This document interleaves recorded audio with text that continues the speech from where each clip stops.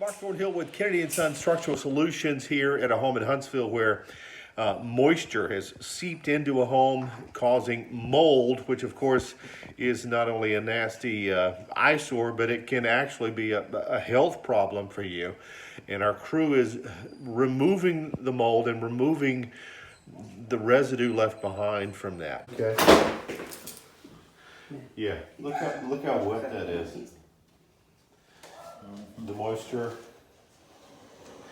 and then the drywall.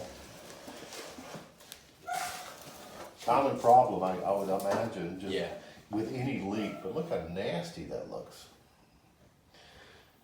Just black spots, and usually when you have water damage, the mold is inside of the walls, and sometimes it can come out on the outside, but in this case it was within the walls.